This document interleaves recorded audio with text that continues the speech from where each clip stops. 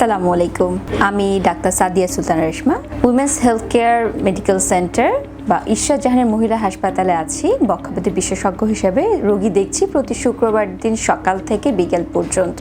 আজকে আমি যে বিষয় নিয়ে আপনাদের সাথে কথা বলতে এসেছি তা হচ্ছে অ্যাজমা বা হাঁপানি। এই শব্দটি সম্পর্কে আপনারা প্রায় সবাই অবগত, কিন্তু রোগটি সম্পর্কে বেশ কিছু ধারণা রয়েছে, কারো কাছে কিছু ভুল ধারণা রয়েছে। অ্যাজমা রোগ নিয়ে কথা বলার আগে একটু জানাতে চাই, বর্তমানে বাংলাদেশে প্রায় 90 লাখ থেকে 1 কোটি মানুষ কিন্তু এই সমস্যায় ভুগছে। যেই সমস্যার কারণে কিছু উপসর্গ তৈরি হয়, যেমন কারো ক্ষেত্রে কাশি হয় এবং কাশিটা দীর্ঘমেয়াদী সময় ধরে থাকে, বারবার কাশি হয়, কাশি ভালো হতে চায় না, বা যখনই আবহাওয়ার পরিবর্তন হয় তখনই তার কাশি হয়। কারো ক্ষেত্রে এই কাশির সাথে কফও আসতে পারে, কারো ক্ষেত্রে কাশির সাথে বা কফের সাথে তার শ্বাসকষ্ট হতে পারে, এবং কারো ক্ষেত্রে এই শ্বাসকষ্ট, কাশি এবং তার সাথে দেখা যায় এক ধরনের শোষ শব্দ হচ্ছে শ্বাসতন্ত্র থেকে। কারো ক্ষেত্রে এই সব উপসর্গগুলো একসাথে হয়, কারো ক্ষেত্রে যে কোনো একটি বিষয় একসাথে থাকতে পারে বা একটি বিষয় নিয়েও থাকতে পারে। তো এই যে হাঁপানি বা অ্যাজমা, এই রোগটি কেন হয়? রোগটি কোনো ক্ষেত্রে বলা যায় যেটি বংশগত, যদিও এই বংশগত রোগটি একটু হলেও কম।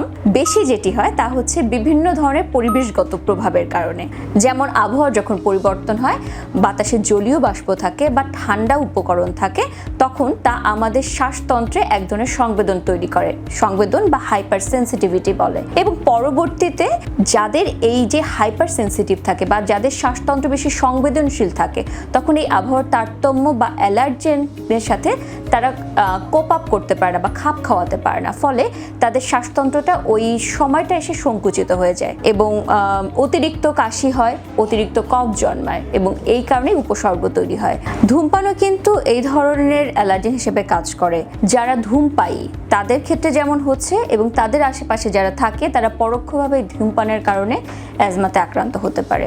ইটের ভাটা বা রান্নার করতে গেলে লাকড়ি চুলা যারা ব্যবহার করছে বা ওই ধোঁয়াটা যেটা তৈরি হচ্ছে সেটাও অ্যালার্জি হিসেবে কাজ করে। পাশাপাশি কিছু খাদ্য উপকরণ রয়েছে, যে খাদ্য উপকরণগুলো যখন খাচ্ছে তখনও কিন্তু শরীরে গিয়ে সংবেদন তৈরি করছে বা অ্যালার্জি তৈরি করছে, সেখান থেকেও তার শ্বাসতন্ত্রে সংকোচনজনিত সমস্যা হয় বা অ্যাজমা তৈরি করতে পারে। এবং যখনই এই খাদ্য উপকরণগুলো খাচ্ছে তখনই সমস্যা তৈরি হয়। তবে এই খাদ্য উপকরণগুলো এমন নয় যে এটি সবার ক্ষেত্রে সমানভাবে কাজ করবে, এক একজনের ক্ষেত্রে এক এক রকম হতে পারে। তো এই সার্বিক বিভিন্ন বিষয় যখন যাদের ক্ষেত্রে এই ধরনের সংবেদনশীলতা তৈরি হয়, তাদের ক্ষেত্রে এই অ্যালার্জেন বা যেটাকে আমরা বলি অ্যালার্জি সাধারণ ভাষায়, এগুলো সংকোচনজনিত সমস্যার কারণে অ্যাজমা তৈরি হয়। তো অ্যাজমার লক্ষণ বলেছি, অ্যাজমার পিছনের কারণ বলেছি, তাহলে করতে হবে কি বা চিকিৎসা কিভাবে নিতে হবে? প্রথম কথা যেটি, সেটা হচ্ছে অ্যাজমা কিন্তু একটা দীর্ঘমেয়াদী সমস্যা হলেও এর ঔষধ সবসময় গ্রহণ করতে হয় না, যদি সম্পূর্ণ নিয়ন্ত্রণে রাখার সিস্টেমটা আপনি জানেন। প্রথমে জানতে হবে যে এই রোগের জন্য কি ঔষধ দিতে হয়। সাধারণত আমরা যে ধরনের ওষুধগুলো দেই এটা দুই ধরনের, একটি হচ্ছে কন্ট্রোলার বা অ্যাজমাকে বাড়তে দিবে না, আরেকটি হচ্ছে প্রিভেন্টার, যেটাকে বলা হয় যে অ্যাজমা এই যে আক্রমণ হচ্ছে এই আক্রমণটা করতে দিবে না।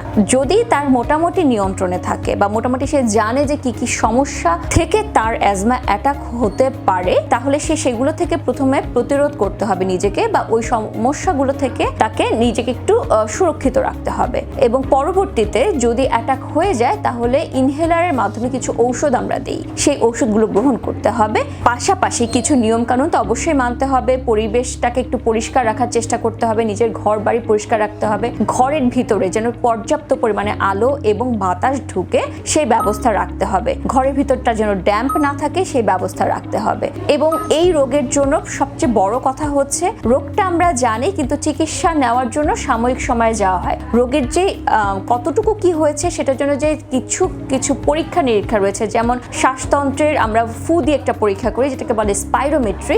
এই পরীক্ষার মাধ্যমে কিন্তু জানা যায় যে সে তার আসলেই অ্যাজমা রয়েছে কিনা বা অন্য ধরনের শ্বাসতন্ত্রের রোগ রয়েছে কিনা, এই পার্থক্যটা কিন্তু করা খুবই জরুরি। পাশাপাশি তার অ্যালার্জি টেস্ট করতে হতে পারে, অ্যালার্জি প্রোফাইল দেখতে হতে পারে, যে অ্যালার্জি প্রোফাইলের মাধ্যমে সে জানতে পারবে যে তার কোন জায়গা থেকে সমস্যা তৈরি হচ্ছে এবং সেই জায়গা থেকে তাকে অ্যাভয়েড করে থাকলে সে কিন্তু ভালো থাকতে পারবে। হিসেবে। সবচেয়ে বড় কথা হচ্ছে অ্যাজমার চিকিৎসা কিন্তু আপনার নিজের হাতে। ঔষধ হচ্ছে সাময়িক সময় আপনাকে সাহায্য করবে, কিন্তু বাকি সময়টা আপনি কোথায় থাকছেন, আপনি কি খাচ্ছেন, আপনি কি করছেন তার উপরে আপনার এই রোগে নিয়ন্ত্রণ করা সম্ভব।